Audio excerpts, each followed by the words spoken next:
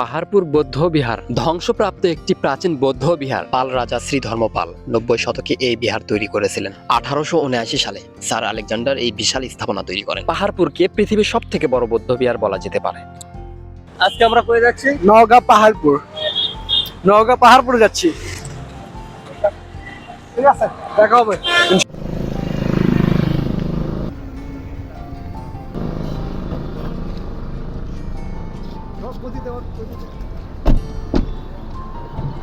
বিভাগীয় শহর রংপুর থেকে দূরত্ব প্রায় 100 কিলোমিটার। আর এক বিভাগীয় শহর রাজশাহী থেকে দূরত্ব প্রায় 110 কিলোমিটার। আর বগুড়া থেকে প্রায় 70 কিলোমিটার। যেতে পারেন যে কোনো পরিবহনে, তবে আপনি যদি ট্রেনে যান সেক্ষেত্রে আপনাকে নামতে হবে নওগাঁ জেলা শহর অথবা জয়পুরহাট। অটো বা সিএনজি করে পাহাড়পুর যেতে সময় লাগবে আধা ঘন্টা, ভাড়া 20 থেকে 25 টাকা।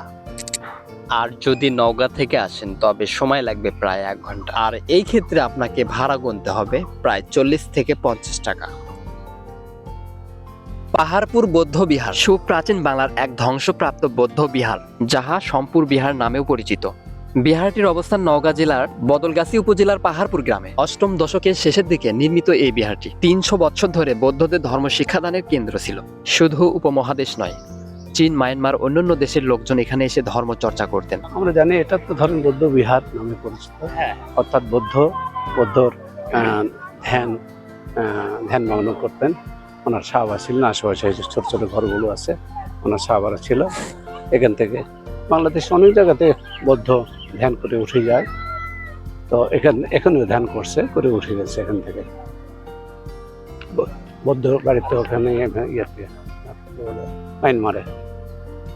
তো এখান থেকে যখন উঠে গেল তখন এই বাক্য নিয়ে গেল যে ওখানে যে সকলকে এই বাক্য প্রচার করলো যে অহিংসা পরম ধর্ম, সর্বজীবের দয়া, আশ্রিত জনকে আত্মের মতো দেখিবে।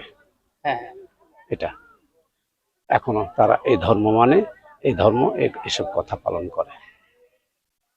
এটা হচ্ছে অনেক আগেকার বৌদ্ধদের হচ্ছে একটা মানে ওরা এখানে বসে ধ্যান করতো বৌদ্ধ ভিক্ষুকরা। অনেক হাজার হাজার বৌদ্ধ ভিক্ষুকরা মিলে এই জায়গাতেই মন্দিরে হচ্ছে তারা ধ্যান করতো, অধ্যাবসায় করতো। তো সেইটার অনেক পুরাতন নিদর্শন হচ্ছে এই পাহাড়পুর বৌদ্ধ বিহার।